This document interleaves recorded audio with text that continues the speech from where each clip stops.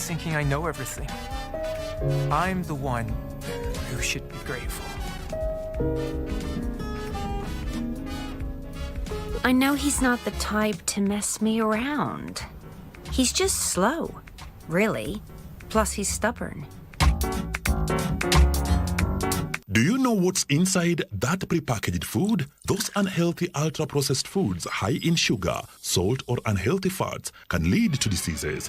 According to the Ministry of Health, approximately 39% of all deaths in Kenya are as a result of non-communicable diseases such as obesity, diabetes, cancer, and high blood pressure. The foods and drinks we consume every day can affect our health more than we realize. Clear information on packages about what's in our food can help us have a healthy diet. From the Food Policy Coalition Kenya.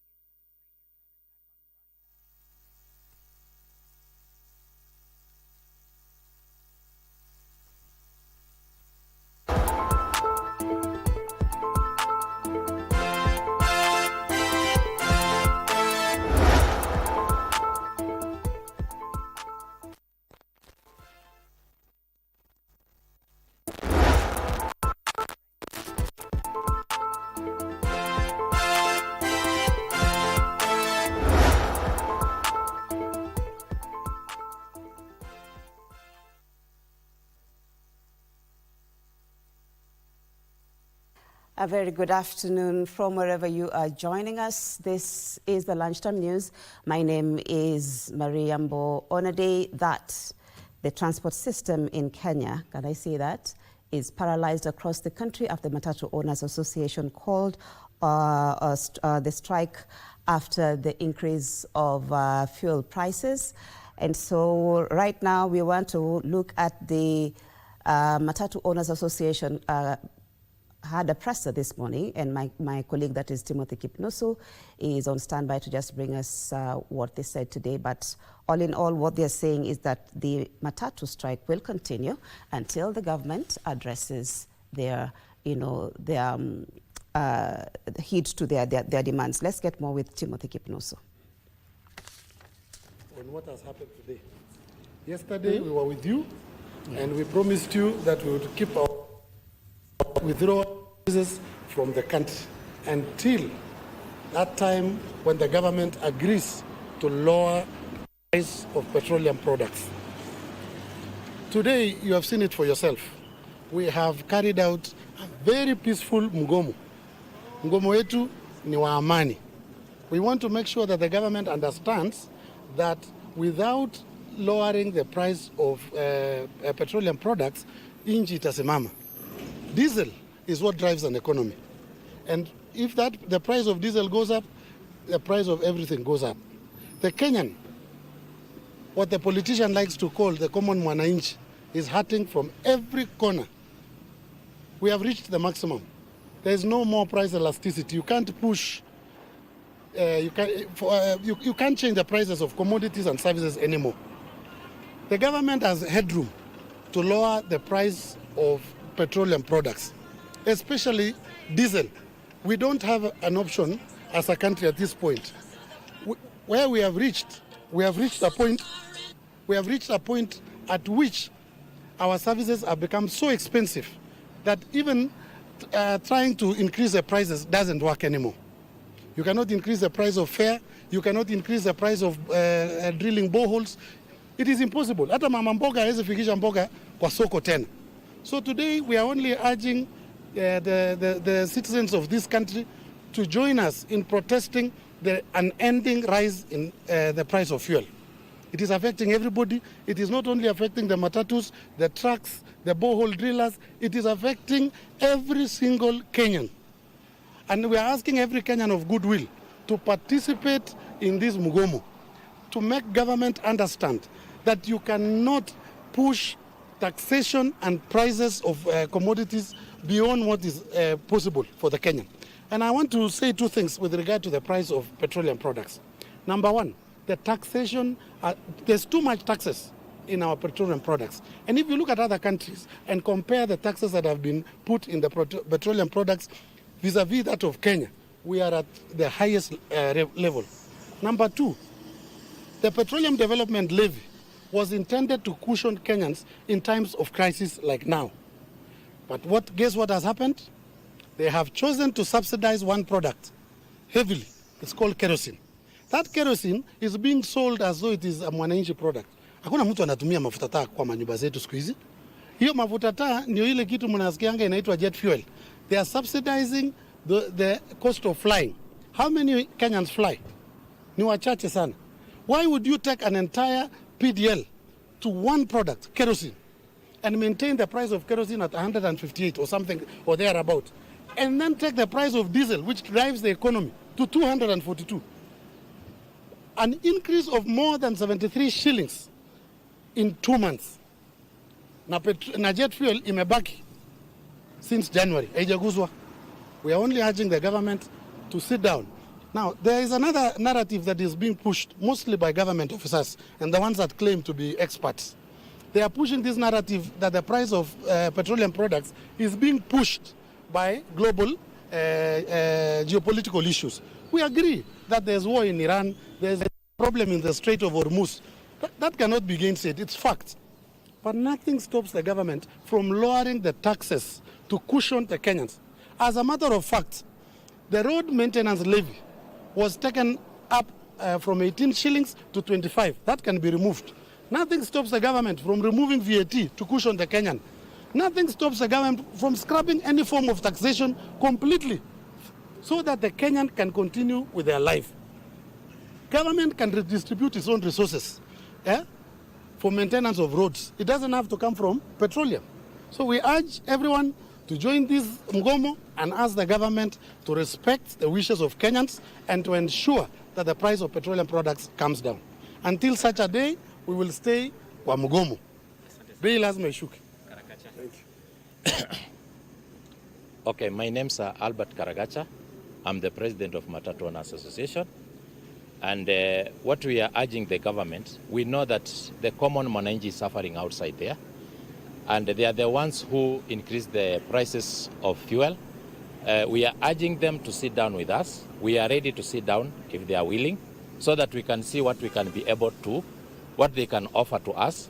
Because as we talk right now, the whole industry of transport all over the country, we are at standstill. And if the government will not come in, we will still continue having the strike, because there is no alternative we are going to do, because we cannot push the fare to the common mwananchi, because the common mwananchi is the one suffering. So as per now, we are going to issue another statement at around 5 to give people the direction what we are going to do next, because we cannot bow down until the government listens to us.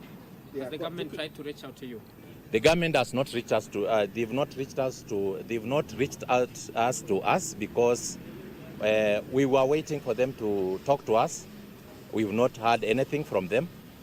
We heard the Minister for Finance talking about it, and he said that the prices will still continue going up. That is a threat to the country. So he needs to sit down and think for himself, because wherever we are going right now, it's going to cause the mess within the industry. Tunaweza kupata kwa lugha ya Kiswahili ambayo tunapitia wengi. Kwa muktasari, nyinyi mnataka ushuru uende chini ili bei iende chini. Tupate tu kwa muktasari. Sasa sisi kama uanze kuna kujitambulisha. Okay, mimi kwa majina naitwa Albert Karagacha. Mimi ni president wa Matatu Owners Association. Ile tungependa ni ushuru iende chini, kwa sababu hiyo ushuru ndio inafanya mafuta inapanda bei na inaumiza ule Mkenya wa kawaida. Na ile tunaomba kama chama serikali iweze kusikiza continues, and so Kenyans should brace themselves for even, can I say, a tougher day, maybe today and tomorrow.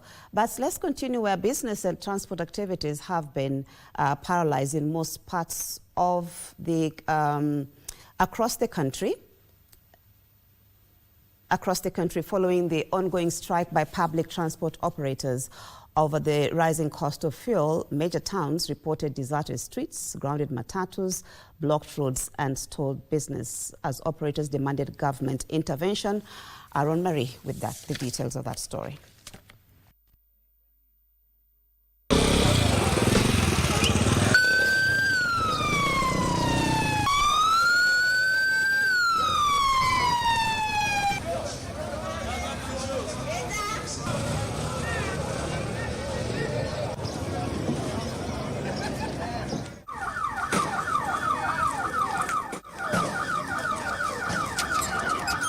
Mimi naomba serikali angalia wananchi venye wanaumia.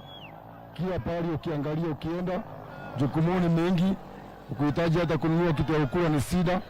Jua hii serikali hizi tunaomba tu, hii serikali ipunguze maisha. Kitu ya kwanza, wasiharibu mali ya wenyewe, wafunge barabara, na wasiakishe moto, na wasiharibu mali ya wenyewe.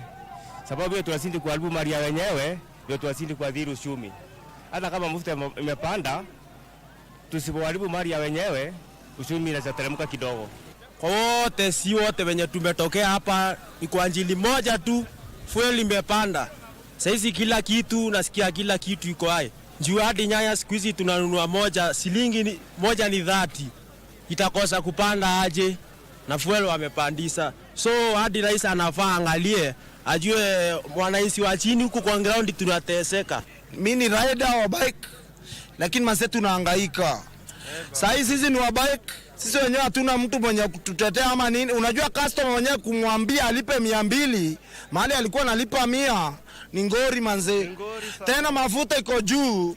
Wewe mwenyewe paka unashindwa kumwambia 200 ama ni nini, unaelewa? Sasa hizi hata mabibi zetu wa karibu kwenda home.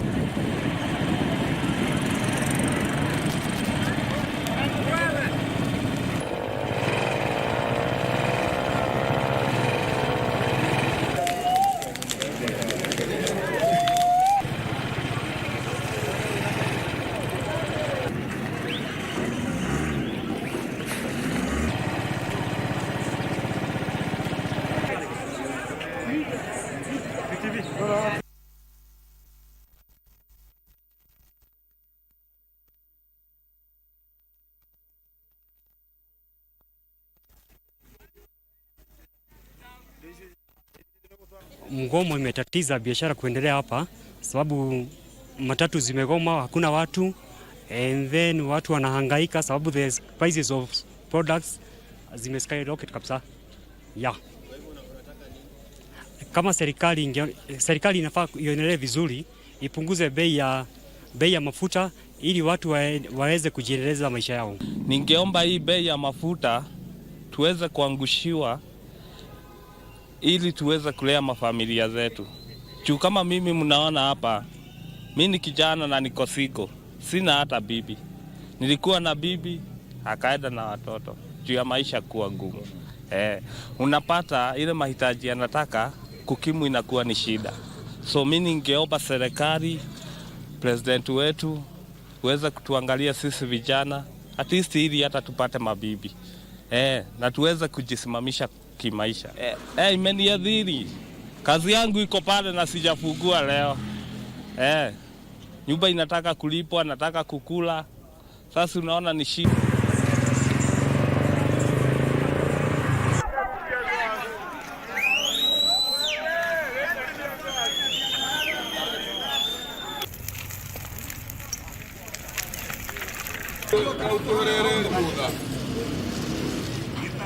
Mafuta imepanda, transport imeafektiwa, biashara iko chini, hata mtu anashindwa kuhustle. Mafuta ikishuka, maendeleo itaendelea. Tunasema kwa sauti moja, hata kama tutaenda wiki mzima, hii kitu haturudi nyumba. Haturudi nyuma. Hakuna vile unaweza nifinyilia chenye napata kidogo, alafu unaenda kwa mafuta unanifinyilia. Hapana.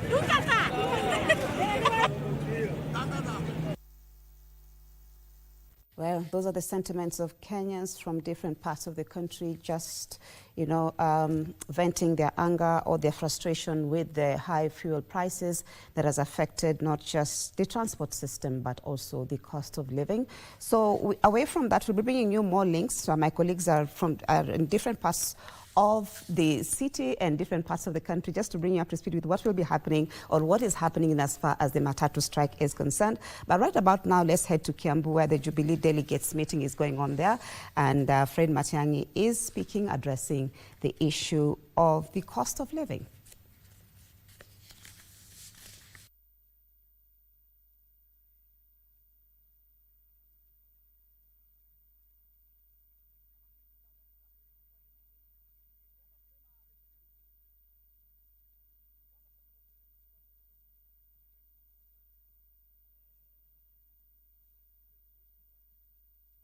Which may look a bit insensitive, who had misgivings about these leaders, we actually didn't think it would be this disastrous. I mean, we thought they would get to a point where they would at least listen to religious leaders. The Conference of Catholic Bishops has spoken loud and very clearly. NCCK has spoken very strongly. PCA leaders have spoken. If you don't want to listen to us, if for some reason the rest of us don't mean anything to you, but men of God, ordained church leaders, that's the voice of God. They have spoken to you that the country is going the wrong direction. What you see day in, day out is arrogance, insulting language, pettiness, and a total disinterest in solving the country's problems. So, if you are observing what's happening now on TV and across the country, we are in the middle of a crisis. And if it continues this way another day and another day, we are actually having a doomsday scenario. And all because of incompetent and bad leadership. Sasa kama mtu alitaka sababu why go back to power, you have it today. Si uko na hiyo sababu? This is why we should go back. Ndio tunawaomba wa Kenya tupee hiyo kazi, muone vile tutaendelea mbele. You will not have these kinds of It is Dr. Fred Matiang'i speaking there during the Jubilee delegates meeting in Kiambu. But right about now, let's also join my colleague, that is Timothy Kipnusu, who is up and about in the city just to bring us up to speed with what is happening in as far as the Matatu strike is concerned. Timothy, if you can hear me, let us know what is happening in the CBD.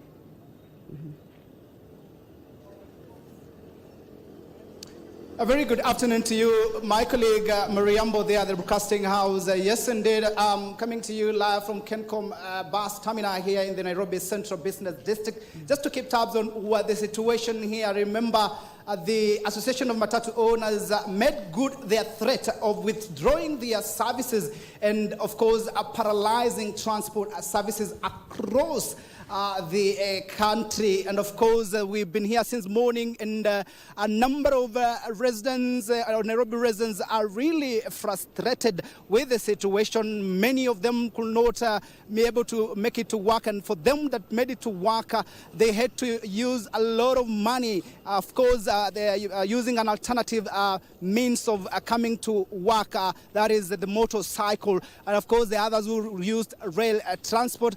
And a number of business premises are closed, and as you can see behind me, the situation here in the Central Business District is relatively calm. The police, the heavy presence of police that are here actually managed to maintain a calm and restore calm in this particular area. Bearing in mind there were a number of rowdy youth who tried to cause commotion, and of course many of them they were disbanded first by the tear gas that were lobbed by the security apparatus, the anti-riot police. And as you can see right now, they still have the security personnel trying to man a number of premises in this particular place, and of course just taking care of the business premises, bearing in mind the number of youth who can come and take over and take advantage of the situation in this particular area. And there were a number of them who were arrested, who tried to chant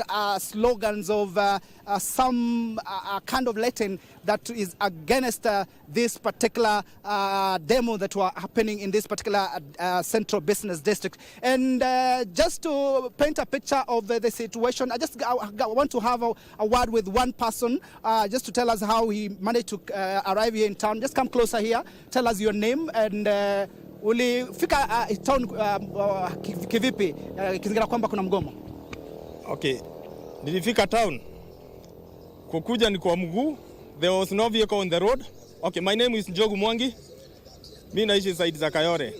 Kukuja mpaka hapa town imekuwa shida sana. Asubuhi hakuna magari. Kutembea ni kwa mguu, watu wamejazana kwa mabarabara. Ile shida tuko nayo yenyewe imekuwa mingi. So, hapa saa hii mpaka saa hii tuko town. Kuingia hapa town unaona kila mtu ametapaka hapa, the day has been bad. Hakuna mtu akaona hata shilingi kwa mfuko. Yaani hii uchumi tujui venye inaendelea. Lakini ile kitu tungeomba hata kwa serikali waweze kuelewana. Mambo ya mafuta, watu ya matatu, watu yote wenye wanafanya na heavy commercial, watu wenye wanafanya watu wa biashara ya jua kali. Sisi wote tuweze kuelewana, hii mambo hizi tuweze kusolve hii shida, kwa maana hii shida imekuwa mingi sana hii Kenya yetu. Mr. President, elewana na watu, ongea kitu ya maana ili hii mashida yetu iweze kutulia, iweze kupungua, imekuwa mingi sana. Na ikipungua nadhani kila kitu itakuwa sawa. Na hii nchi yetu itakuwa sawa. Thank you. Very many thanks indeed. There is one of the residents just giving a clarion call to government to ensure that they have a consensus, they have talks with the Matatu Association and the transport sector to ensure that things get back to normalcy and businesses continue as usual. Remember, a number of 370,000 Matatus are out of the road. You can imagine the situation here in this Nairobi Central Business District. Earlier on, we had a one-on-one interview with the president of Matatu Owners Association, Albert Karakacha, together with the Secretary General of Rig Owners Association, the chairperson rather, that is Chepsoi Cornelius, and they said a total of 500 million shillings has been lost just on this particular day because of the strike that is ongoing. So it is a clarion call to the government and of course the Matatu Owners Association to agree so that this particular situation can be calmed. And of course we'll be here keeping tabs on the situation and we'll be able to update our viewers in our subsequent bulletin. Back to you, Marie.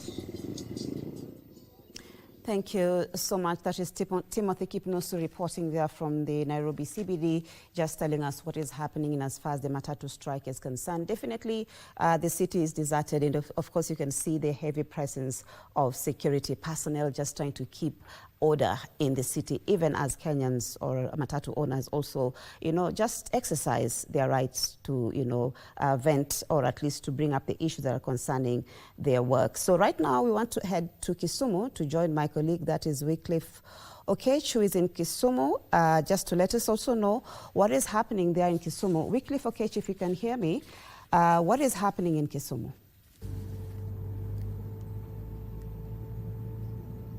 Thank you so much, Mary, from Nairobi. Like you mentioned, we are live from the lakeside county of Kisumu, specifically right here where we are. We are kilometers from the CBD. I remember earlier on we had come live to our viewers with the update regarding the crisis for the day. We know that the public transport sector had paralyzed transport activities across the country. But in Kisumu, we were seeing a contradicting picture. Actually, the situation in Kisumu doesn't mirror exactly what is happening across the country, because we had expected earlier on, because following yesterday's announcement by stakeholders in the public transport sector, they had announced that they will withdraw their vehicles from the roads in protest of the high fuel prices at the pump. But then in Kisumu, what we saw since morning, the vehicles were just on the road as normal, though a few in number, and passengers were at various boarding points looking for the vehicles towards various destinations. And what we saw was that the few vehicles actually meant that there was a slight increase or the increment in the bus fares, the fares that are usually paid by the travelers to different destinations. Today it was a little bit higher, and that is explained due to by the fact that the vehicles that were availed for the transport activities in Kisumu were few, and that is basically what has happened in Kisumu. There is normalcy, yes. There are vehicles on the road plying various routes, but those vehicles are not the number that we've seen today since morning is not the number that we usually see on the roads today. Although there is freedom for everybody to go about the activities as they wish, the vehicles or the owners who wish to avail their vehicles for activities, yes, they are free to do that. Those that want to withdraw their vehicles from the road in solidarity with other stakeholders across the country, they're equally free to do that. And earlier on, we spoke to the leadership of the public sector, transport sector, and what they mentioned is that yes, the fuel prices are higher. The government needs to do something, but they don't have they see no reason actually to go on the road and light bonfires, torch vehicles, as we've seen it here before in Kisumu when there are demonstrations. What we've seen is a complete contrast of what you usually see in Kisumu. Right where we are some kilometers from the CBD, because we have accompanied the committee on the National Assembly Committee on Energy. They are in Kisumu to undertake an inspection exercise on various power substations here in Kisumu, and this is Moroni specifically, Moroni substation, that where we are. And I believe my camera person can just basically pan through this building behind me here. This is where members of that particular committee are holed up in a meeting on various issues touching on energy in the country, and that is the reason we are here. We are waiting for them actually to finish up with that brief meeting that they are undertaking right now, and then we'll ask them questions regarding what is the National Assembly doing on this issue of fuel prices, because we know actually about 40%, between 38 or 40% of the price at the pump is composed of the local levies. You would ask yourself, we've seen people comparing why fuel prices in Kenya are higher than those in the neighboring countries. And the response from the government is that Kenya belongs to a different scale when we talk about the economic dispensation. But then again, that is informed by the local taxes that are imposed on the fuel products in the country. That is the reason we have higher fuel prices in Kenya in comparison with our neighbors here. But then the Kenyans want the government actually to revise these levies actually to ensure that the fuel prices go down, because right now we are experiencing fuel prices that are historically higher. We've never had, it has never gotten to this level. So when these members of parliament that are members of the National Assembly Committee on Energy come out of this meeting that they are part of now, we'll ask them questions on how they wish actually to ensure that this issue is addressed. That is the situation as it is now, Mary, but again, we'll be able to update our viewers later on regarding this situation. Back to you, Mary. So much Wycliffe Okech reporting there from Kisumu, where he has just brought us up to speed with what is happening there. It's rather a calm day there, but a few matatus operating here and there. And of course, Wycliffe Okech will be bringing you more details in our evening bulletin in as far as that National Assembly Committee on Energy, just to address the issues at hand. So on that note, let's take a break, but I'll be back with more news.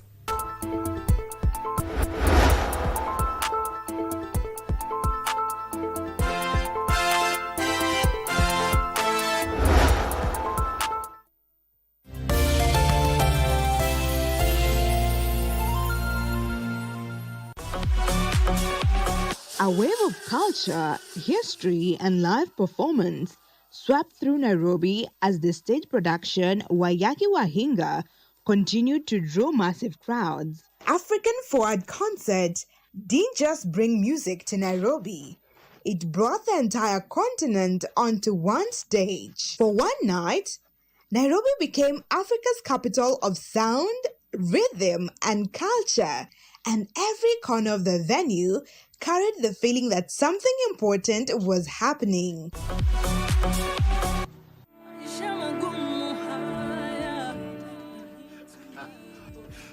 Ebu fikirie environment kama hii hapa Western Kenya. Eti mtu atatoka hapa aende Nairobi kusoma university to conquer the world.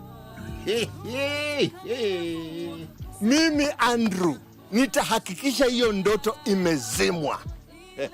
Tazama hayo yote kwa Gundu KBC Tuesday to Thursday 7:30 p.m.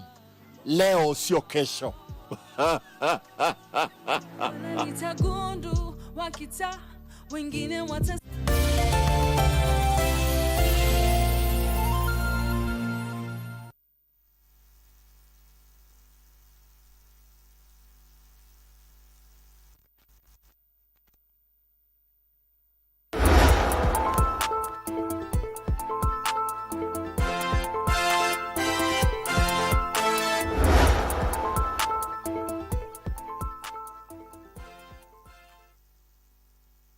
Thank you for staying with us. Let's continue with the news where Kirinyaga Governor Anne Waiguru has intensified her campaign for the re-election of President William Ruto, calling on Kenyans to give United Democratic Alliance a first-round win during the 2027 general elections. Speaking during a women empowerment program in Mavumbo Ward, Kwale County, Waiguru said President Ruto has demonstrated commitment to equitable development across the country, urging Kenyans to remain patient as the government implements its development agenda. She affirmed her loyalty to the party, dismissing speculations that she is planning to quit. Tutazunguka hii nchi na tutahakikisha ya kwamba William Samoei Ruto amepata kura za kumpatia term yake ya pili kwa raundi ya kwanza. Hazitakuwa raundi mbili, watoe polls ama wasitoe, hakutakuwa na raundi mbili. Kwale kaunti hii haijaumbwa 2022. Imekuwa miaka yote. Kumekuwa na marais wengine, lakini anayoyafanya rais wetu hawakukumbuka kuyafanya.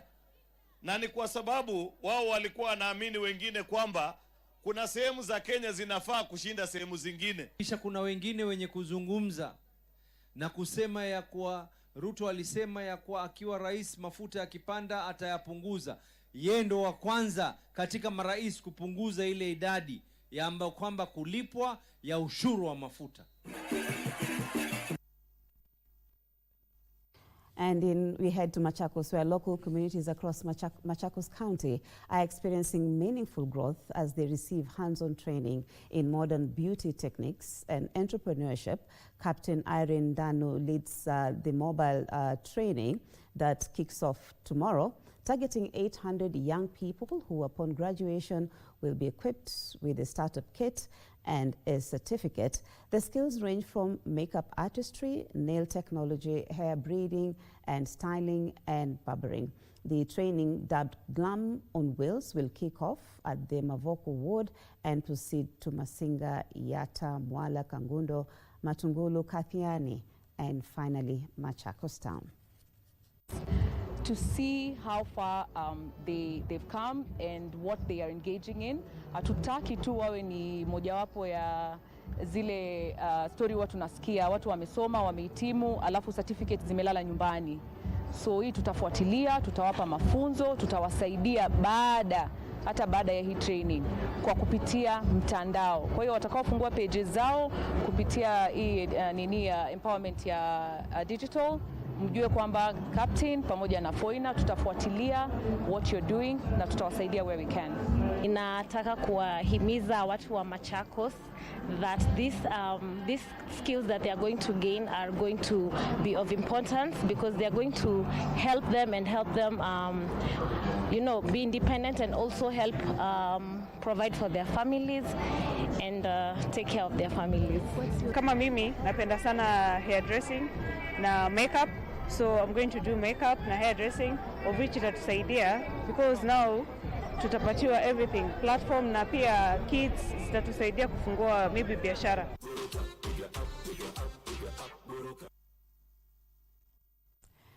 The spouse of the Prime Cabinet Secretary, Tessie Musalia, is calling for concerted efforts in improving the welfare of vulnerable children in the country. Tessie, who participated in the annual Wemathon organized by the Wema Center to support healthcare for street-connected children in Mombasa, said the government has taken bold steps to strengthen child protection through the Constitution and various policies. The funds realized for the event will be used to establish a clinic that will mainly serve street children. Some of the specific applications of the rights to children are and are not limited to the right to a name and nationality from birth, free and compulsory basic education, basic nutrition, shelter and health care, be protected from abuse, neglect, harmful cultural practices, all forms of violence, inhuman treatment and punishment, and hazardous or exploitative labor, to parental care and protection.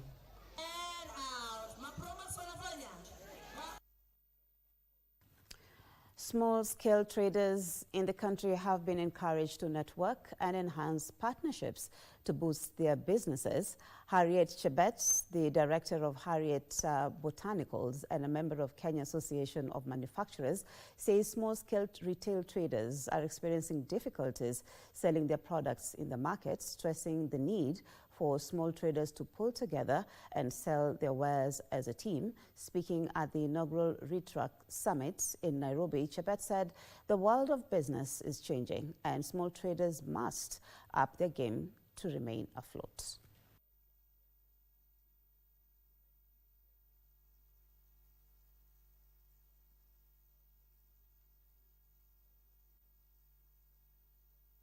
This particular event is really about the retail space. And when we talk about the retail space, we mean really formalizing your informal business. So if you had a business where you make jam, but you want to sell them, you want to put them into retail, that means putting them in the pharmacies, putting them in the supermarkets, putting them in the mall.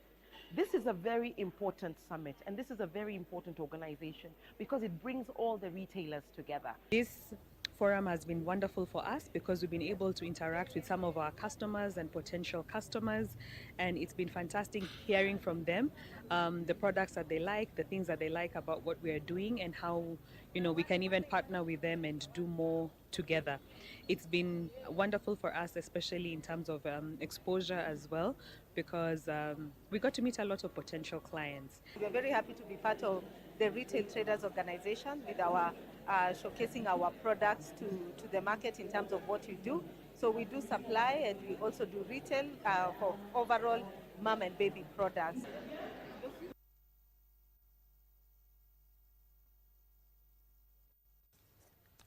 Presidential hopeful Eliud Owalo says he will ensure economic emancipation in the country if elected president in the 2027 general elections.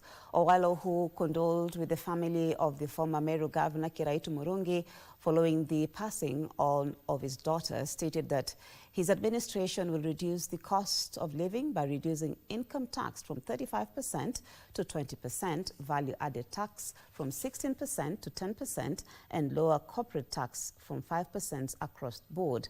He added that he will completely do away with the digital tax to help young people explore their talents unhindered.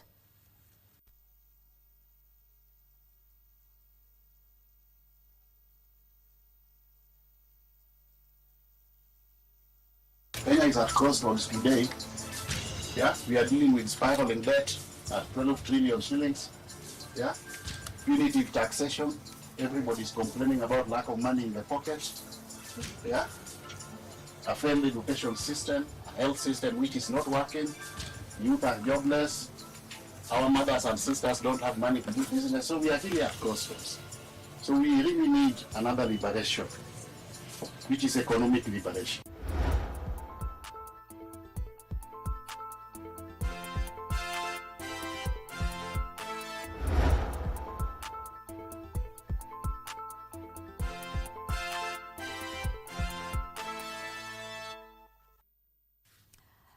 I look at sports now, where the 2015 world champion Julius Yego won a 6th African Senior Athletics Championship gold medal as Kenya finished second overall with 5 gold, 5 silver and 7 bronze at the 24th edition of the Games that closed in Accra, Ghana on Sunday night. Yego won gold with a throw of 79.87.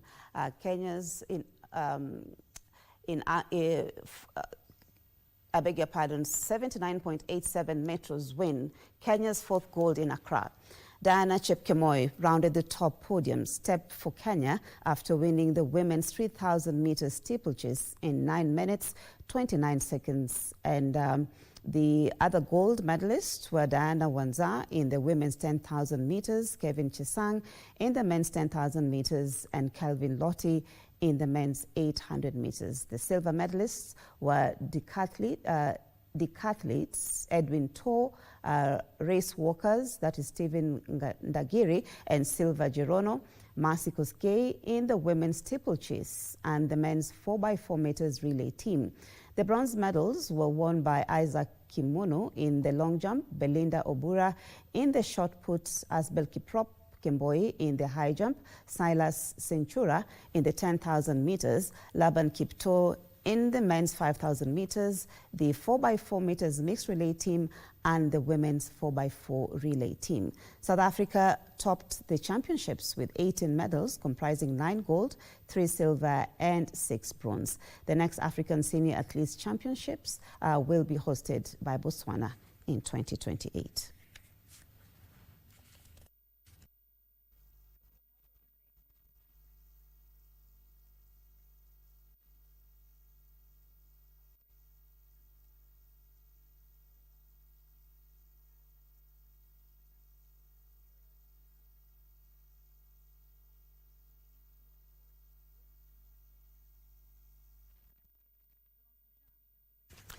I look at the motocross, where Aman Ganatra won the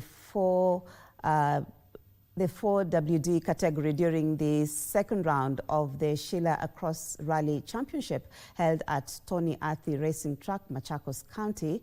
Ganatras accumulated 11 minutes and 55 seconds over 4 heats to win the category ahead of Sahib Omar, who came in second after 11 minutes and 52 seconds, while Tinashe Gatimu completed the podium dash in 13 minutes and 37 seconds. The open class was a close contest that saw Javed Lotter clocking 12 minutes, 3 seconds to prevail ahead of Junaid Shah and Ahil Khan, who were placed in second and third positions, respectively. Alan Bengi topped the better junior buggy, clocking 14.18 minutes, while Ian Bengi was best in the cadet junior buggy in 12.44 minutes. The competition, the second leg of the 7-round year-long series, attracted over 40 drivers who battled for honors in 6 categories.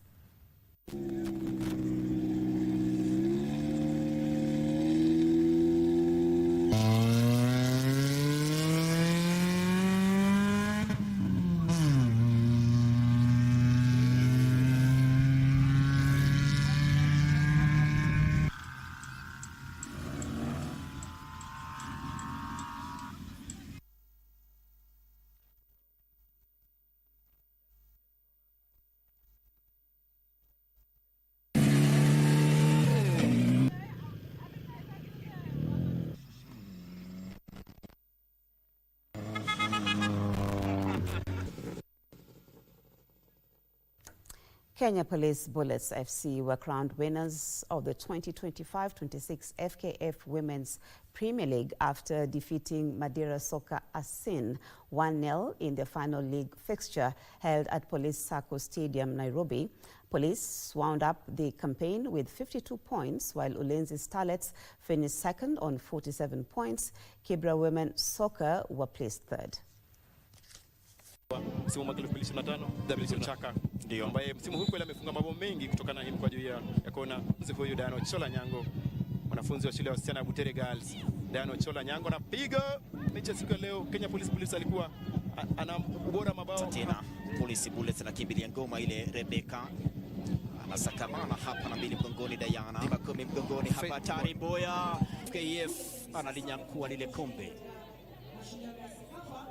anachukua Liz Elizabeth Ochaka, kapteni mwenyewe, anakabidhiwa rasmi na rais wa FKF Hussein Mohamed. Analipokea vile vile mwenyekiti Nyale Munga, anamsalimia Ochaka. Hussein Mohamed anamkabidhi rasmi, naye analichukua sasa kutoka kwa Nyale Munga Liz Ochaka.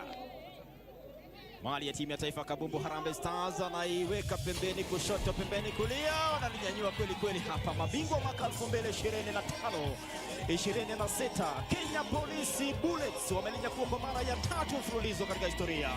Msimu uliopita walienda pasi na kushindwa hata mtanange mmoja. Msimu huu wanakwenda kombe la Sekafa, wanataka kwenda ligi ya mabingwa barani Afrika. Wana ndoto kubwa chini ya mwalimu mkuu Daudi mwenyewe.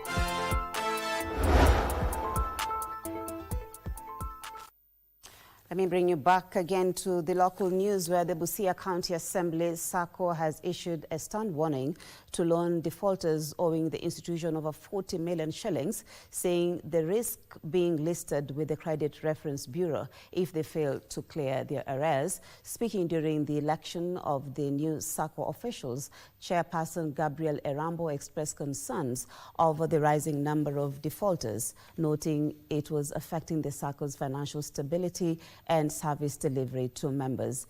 He said they will intensify recovery measures to ensure members honor their loan repayment obligations, and called on more staff and residents to join the Sacco in order to benefit from affordable loans and saving opportunities offered by the institution. 40 million that is out with the defaulters. You've heard the cooperative officer mentioning about it. The 40 million that defaulters have been unable to pay back to our Sacco. So with this new, the team that have been given by members, we are assuring Kenyans and people of this Busia County Assembly Sacco that they tried to remove me because of going to claim Sacco money. We even brought auctioneers here, but those defaulters bribed the auctioneers with over 1 million. Because I had paid the auctioneer 20,000 from Kisumu, the board had approved, we paid the auctioneers. We paid them 50,000 to come and ensure that that 40 million is returned back to Sacco.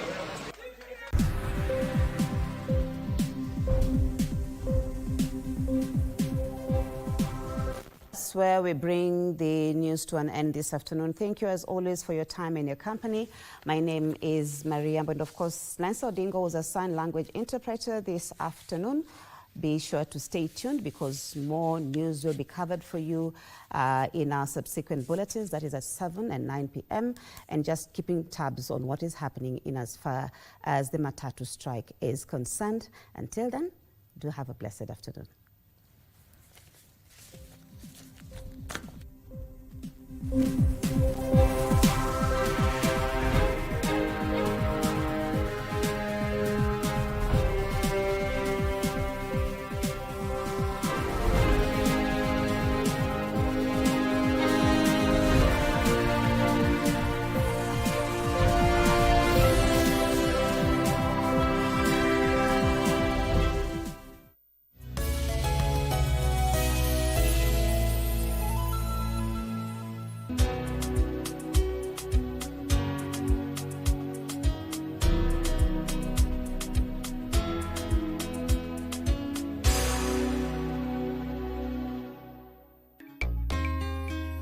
Alu. Yo, ukimaliza unasemanga uweka mawe. Kwani uliona uvae nguo za baba yako? Naomba msaada wako. Ni usaidizi gani? Uliona ile straight, ile inaitwa straight of Hamumus. Hiyo nilionana naye, lakini siko nasikia njaa. Nikwambia vizuri. Ukiona msichana mrembo hapa hivi akipita, mwambie arudi kwa plot. Kwani ni wanaume wa wapi? Yes, customer, habari. Unafanya kazi ambayo si yako kwa nini? Kula hizo chakula zenu. Wewe kwenda peleka huko mwesheshe.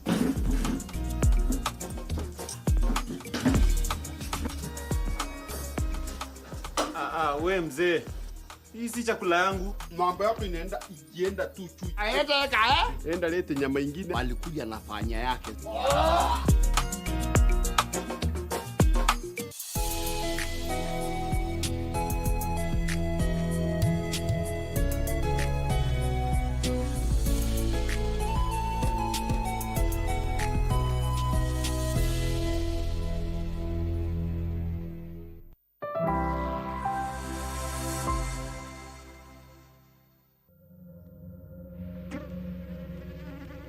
They are public enemy number one. Pests that drive us mad. Mosquitoes, relentlessly invading our homes and communities. Even worse, these mosquitoes carry malaria, bringing death and devastation with their bite. But what if we could change the genetics of the mosquito so it no longer carries the parasite that causes malaria? VOA Tech investigates the cutting-edge research that could stop a killer. Powering the future, confronting the world's challenges with cutting-edge solutions, medical breakthroughs, and high-tech discoveries. These are the stories of our planet. This is VOA Tech.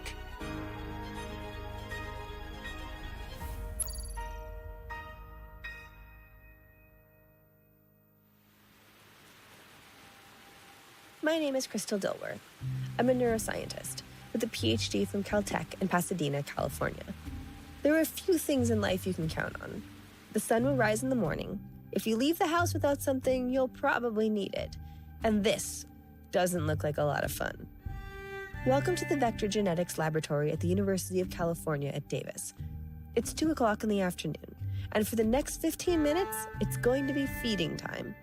These scientists have volunteered to turn over their forearms, wrists, and fingers to the notorious Anopheles kalusii mosquito. So these mosquitoes are quite avid. They're feeding on us nicely. We should add, the mosquitoes hadn't been fed prior to the demonstration. Hungry might be an understatement. I think when you spend